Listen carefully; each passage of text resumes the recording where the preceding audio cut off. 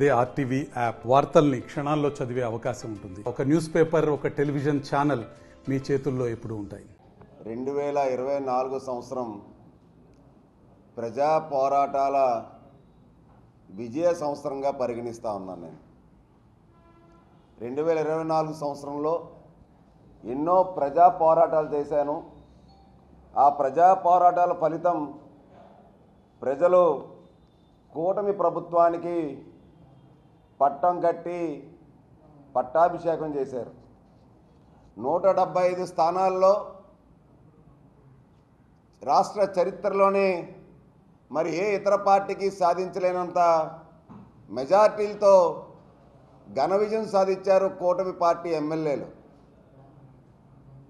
Janasena party భారతదేశ చరిత్రలోనే 100% ఒక రాజకీయ పార్టీ పోటీ చేసిన అన్ని స్థానాల్లో గెలుపొందడం అంటే అదొక చారిత్రాత్మక ఘట్టం. అది పవన్ కళ్యాణ్ గారి నేతృత్వంలో, పవన్ కళ్యాణ్ గారు ఆశయ సాధనకు ఆయన నాయకత్వంలో పోటీ చేసిన అన్ని అసెంబ్లీ పార్లమెంట్ స్థానాల్లో కూడా 100కు 100 మార్కులు ఏసీ రాష్ట్ర ప్రజలు పవన్ కళ్యాణ్ గారిని ఆశీర్వదించినటువంటి సంవత్సరం ఇది.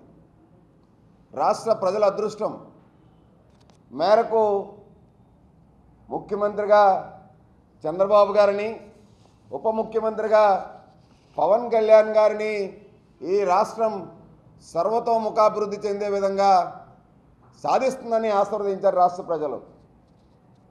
ఈ ఏడాది పాటు అనేక సమస్యలు, అనేక పోరాటాల విషయంలో నాకు సహకరించి వెన్నుదన్నుగా ఉన్నటువంటి ప్రింట్ అండ్ ఎలక్ట్రానిక్ మీడియా, అలాగే local channels, web channels, social media ప్రతినిధులు అందరికీ కూడా, ఫోటోగ్రాఫర్ ప్రతినిధులు అందరికీ కూడా పేరు పేరున హృదయపూర్వకంగా మనస్ఫూర్తిగా కృతజ్ఞతలు తెలుపుతా ఉన్నాను. నేను ఇక ఎంతో నమ్మకంతో ప్రజలు ఓట్లేసి పాలకులుగా చేసి వైసీపీ ఎంపీ విజయసాయిరెడ్డి సిఆర్జెడ్ ఉల్లంఘనలు అయితేనేమి, సముద్ర తీర ప్రాంతంలో అక్రమ నిర్మాణాలు చేపట్టిన విషయంలో అయితేనేమి, విజయసాయిరెడ్డి ఉత్తరాంధ్ర కేంద్రంగా దోచుకున్నటువంటి ఆస్తుల విషయంపై పోరాటం చేశాం.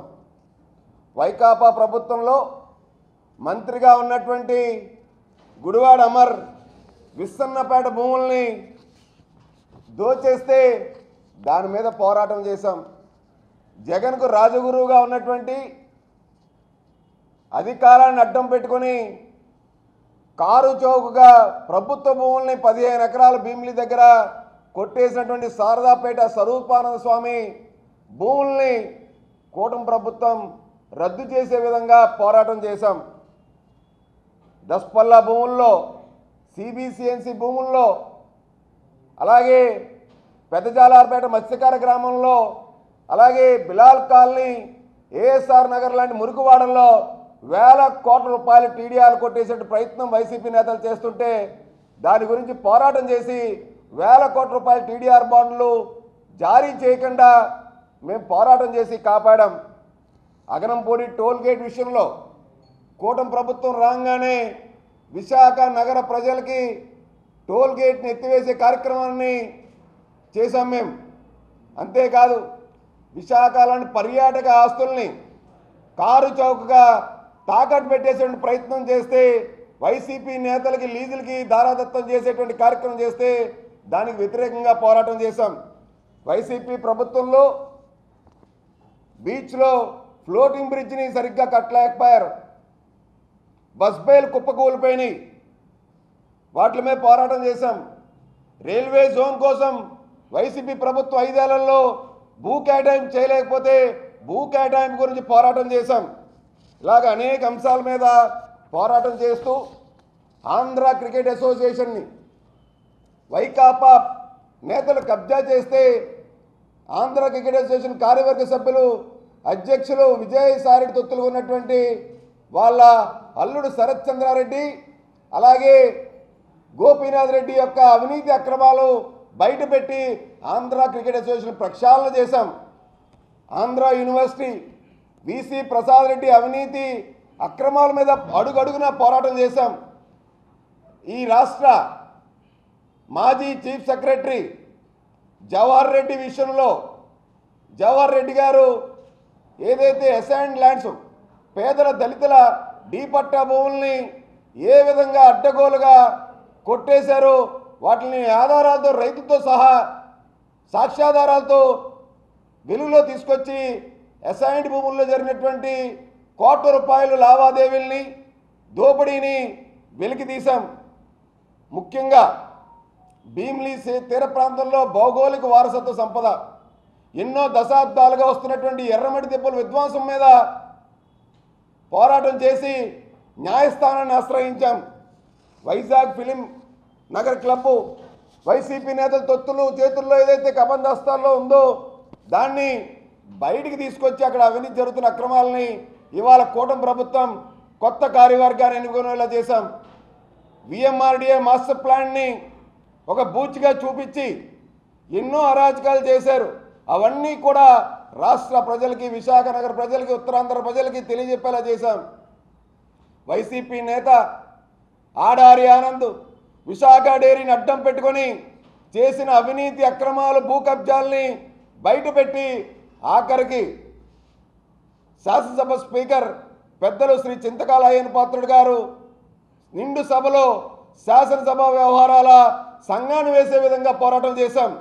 జీవీఎంసీలో జరుగుతున్న అవినీతి అక్రమాలు అడుగడుగునా ఎప్పటికప్పుడు విశాఖ ప్రజల పన్నుల రూపంలో కడుతున్నటువంటి కష్టార్జిత సొమ్ముని మేము కస్టోడియన్గా ఉండి అనేకమైనటువంటి పోరాటాలు చేశాం.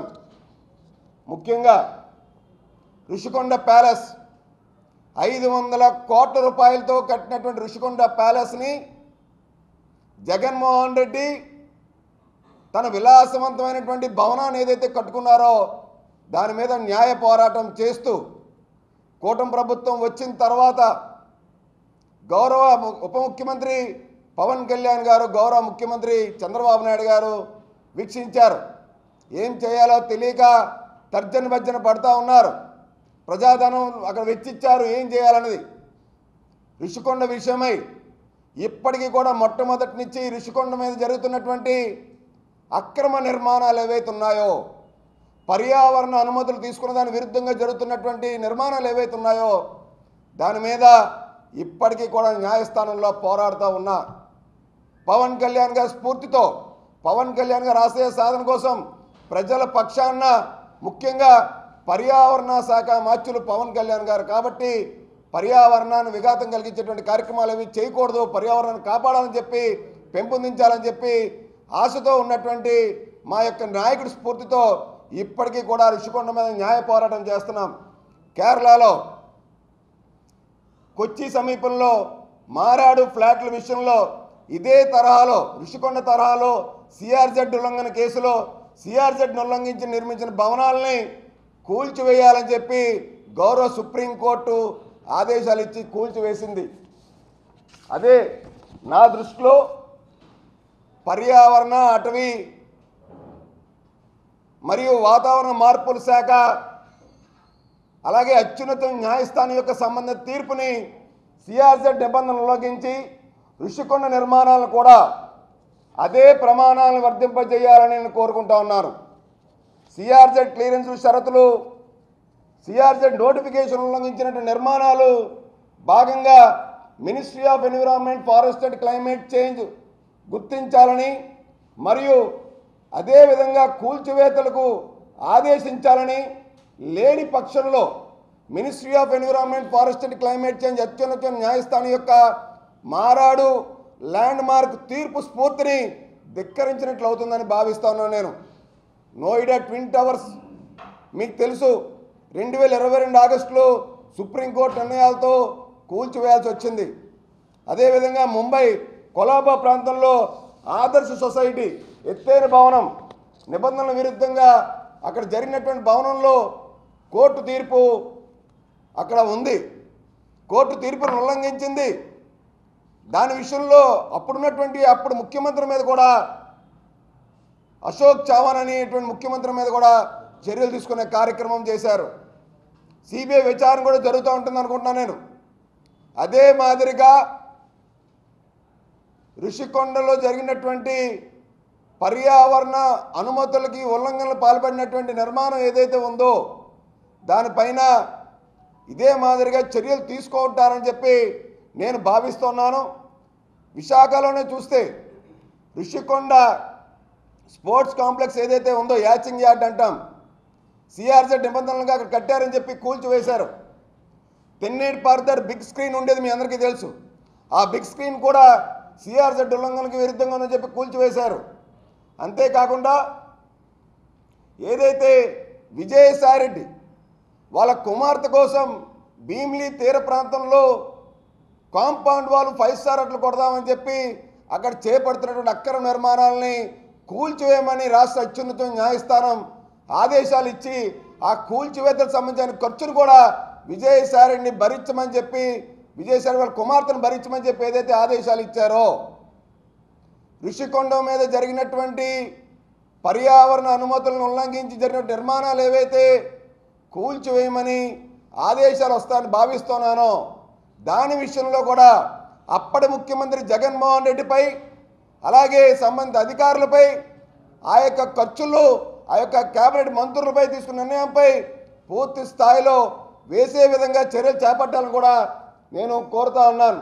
ప్రతి పోరాటంలో సహకరించినటువంటి ప్రజలకు, ముఖ్యంగా న్యాయపరంగా సహకరించినటువంటి న్యాయమూర్తులకు, న్యాయస్థానాలకు శిరస్సు వంచి పాదాభివందనం చేస్తూ ఉన్నాను. ఇక మీడియా పరంగా అన్ని ఎలక్ట్రానిక్ మీడియా ఛానళ్ళు, తెలుగు భాష జాతీయ పత్రికలు, సోషల్ మీడియా, యూట్యూబ్ ఛానల్స్, జర్నలిస్టులు నాకు ఇచ్చిన సహకారం మర్చిపోలేనిది. మీ అందరికీ కృతజ్ఞుడిగా ఉండి నా పోరాటం ఎప్పుడు కూడా నిత్యం ప్రజల పక్షాన, ప్రాంత అభివృద్ధి పక్షాన, ప్రాంతంలో జరుగుతున్నటువంటి ప్రజా వ్యతిరేక విధానాలు ఏవైతే రాజకీయంగా తీసుకుంటున్నటువంటి నిర్ణయాలు ఏమైనా ఉంటే వాళ్ళ పక్షాన ఖచ్చితంగా అండగా నిలబడుతూ నాకు వెన్నుదన్నుగా ఉన్నందుకు మీ అందరికీ మరొకసారి నేను హృదయపూర్వకంగా ధన్యవాదాలు తెలుపుతా ఉన్నాను. ఎన్నో ఒడిదుడుకులు వచ్చినాయి నా పోరాటాల్లో, ఎన్నో బెదిరింపులు వచ్చినాయి, ఎన్నో నేను సంఘటనలు ఎదుర్కొన్నాను. అయినా కానీ నాకు మీడియా ఉంది, మీడియా సోదరులు ప్రపంచాన్ని తెలియజెప్పే వాళ్ళు ఉన్నారని చెప్పి, మీరున్నారనేటువంటి ఒకే ఒక ధైర్యంతో, ప్రజల ఆశీర్వాదం ఉన్నదని చెప్పి ఒకే ఒక ధైర్యంతో మా నాయకుడు పవన్ కళ్యాణ్ గారి స్ఫూర్తి ఆశయ సాధన ఏదైతే ఉందో, సొంత మనుషులైనా సరే తప్పు చేసిన విడిచిపెట్టకూడదని చెప్పి ఆయన స్ఫూర్తి ఏదైతే ఉందో ఆ స్ఫూర్తితో ఇప్పటి వరకు అనేకమైన పోరాటాలు చేసుకుంటూ వచ్చాను. పోరాటం చేసడం మొదలుపెట్టిన తర్వాత ఎప్పుడు కూడా వెనక్కి తగ్గలేదు, దేనికి భయపడలేదు, దేనికి కూడా వెనకడుగేసిన చరిత్ర లేదు. ఖచ్చితంగా నా పోరాటాలు మీ అందరూ ఆశీర్వాదంతో, రాష్ట్ర ప్రజలు, ఉత్తరాంధ్ర ప్రజలు అందరూ ఆశీర్వాదంతో ఎప్పుడు కొనసాగిస్తూ మీ అందరికీ కూడా మరొకసారి మనస్ఫూర్తిగా ధన్యవాదాలు తెలుపుకుంటూ, కొత్త సంవత్సరం కూటమి ప్రభుత్వం మంచి నిర్ణయాలు తీసుకొని ఈ రాష్ట్రాన్ని సుభిక్షంగా పరిపాలిస్తుందని, రాష్ట్ర ప్రజలు సుభిక్షంగా, సంతోషంగా, ఆరోగ్యంగా, ఆనందంగా ఉంటారని చెప్పి ఆకాంక్షిస్తూ అడ్వాన్స్గా నూతన సంవత్సర శుభాకాంక్షలు తెలుపుతూ సెలవు తీసుకుంటున్నాను. జై హింద్. మరిన్ని వీడియోస్ కోసం ఛానల్ ని సబ్స్క్రైబ్ చేయండి, లేటెస్ట్ అప్డేట్స్ కోసం వాట్సాప్ ఛానల్ ని ఫాలో చేయండి అండ్ లింక్ డిస్క్రిప్షన్ లో ఉంది.